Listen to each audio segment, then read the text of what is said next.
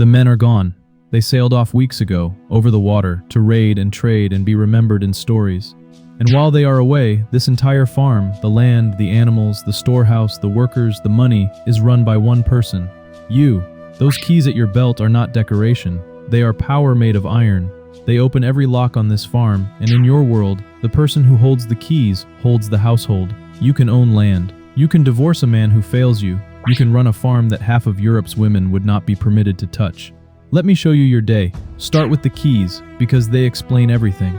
In your society, the home is divided into two realms. There is the outside world of the fields and the fjord and the raiding ships, and there is the inside world of the household, the stores, the food, the wealth kept under lock. The inside world is yours to command, and the keys are the sign of that command, worn openly for everyone to see.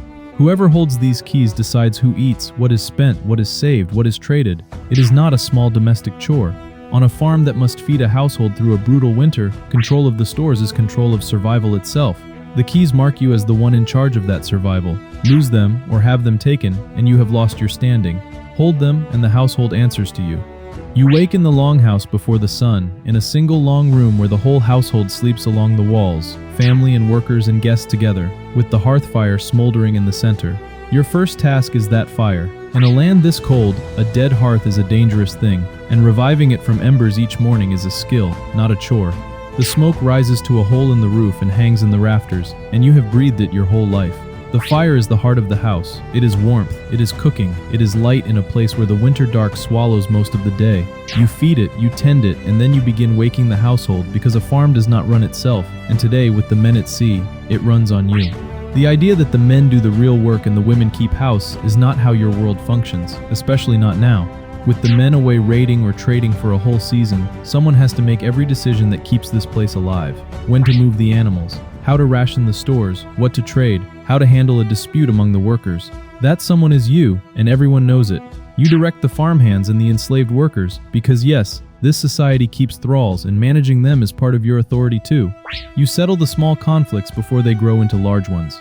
You keep the accounts of what is owed and what is stored. If a decision must be made today, and the head of the household is a month away across the sea, the decision is yours, and it will stand. Now to the work that never truly ends, and that your whole civilization secretly depends on. Textiles. You spin, you weave, you sew, and this is not a quaint hobby.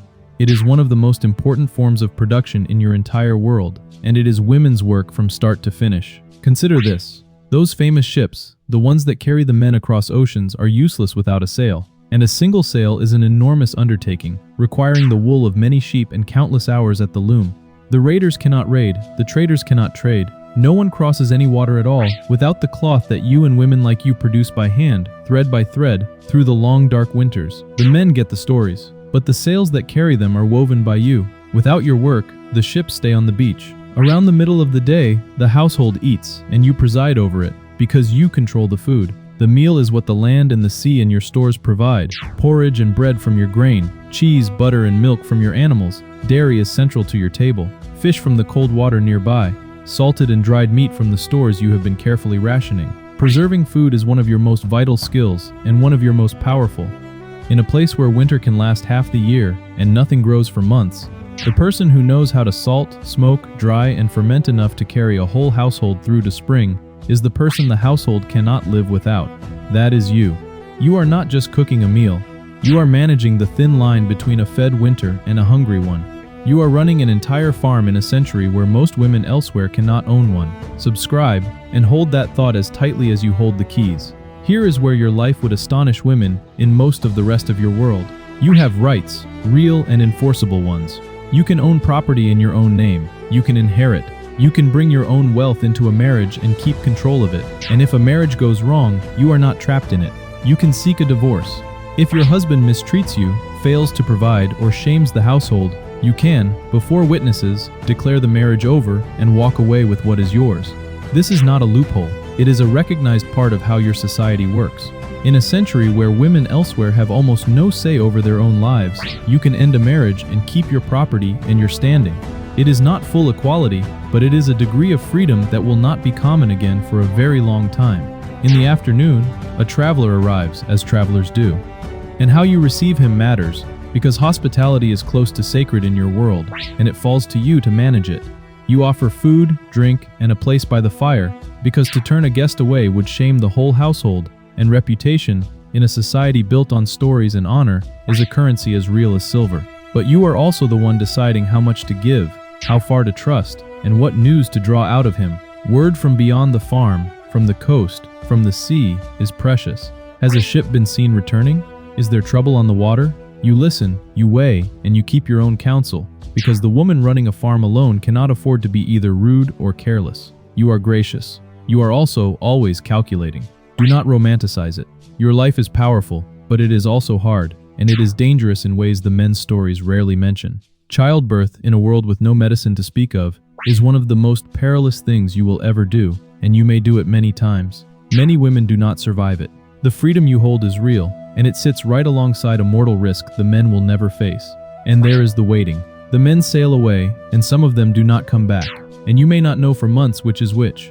A farm run alone is a heavy thing to carry through a long winter, not knowing if you are running it for a husband who is returning or one who is already dead at the bottom of the sea.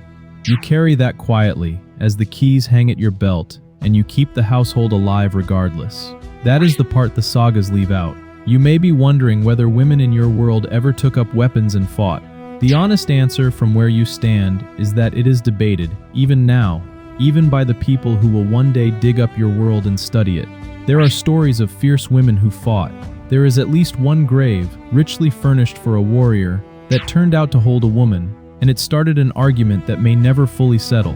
What is certain, and what matters far more for understanding your actual life, is this. The everyday power of a woman like you did not come from a sword. It came from the keys, the loom, the stores, the land, and the law. From running the thing that had to be run while the world assumed the men were the whole story. Your power was quieter than a raid. It was also day-to-day far more real. The dark comes early and stays late, and the household gathers around the fire. There are stories, and you know them as well as anyone, the old tales of gods and heroes and voyages, passed down by voice because that is how memory works in your world. You are not on the edge of this life, listening in. You are at the center of the house, at the heart of the fire, the one who kept everyone in this room fed and warm enough to reach this evening at all. Before you sleep, you make your rounds. The animals secure, the fire banked, the stores locked, the keys returned to your belt. Tomorrow it begins again, and it will keep beginning again until the ships come back over the water, and even then, the farm will still know exactly whose hand has been steering it all along. The stories that survive from your age are mostly about the men, the raids, the battles, the voyages to distant shores, and those stories are real, but they float on top of something the tellers rarely name. A whole world of farms and households and winters survived, held together by women running everything that the raiding and the voyaging quietly depended on. Every sail that carried a hero was woven by hands like yours. Every winter that a raiding crew came home to survive was rationed by hands like yours. You could own, inherit, divorce, and command, in an age when most women elsewhere could do none of it. You were not a footnote to the Viking world. You were the half of it that kept the lights on. So when the ships finally appear on the horizon and the men come home to their stories, remember who kept the home that the stories return to. The keys were yours. The farm was yours. And for a whole long season, so was the whole world inside these walls. That is where we leave you. If you survived the video, you are already doing better than the person you just played, so do the small thing. Like it, subscribe, and I will drop you into another life next time. Same voice, same stick figures, someone else's very bad day.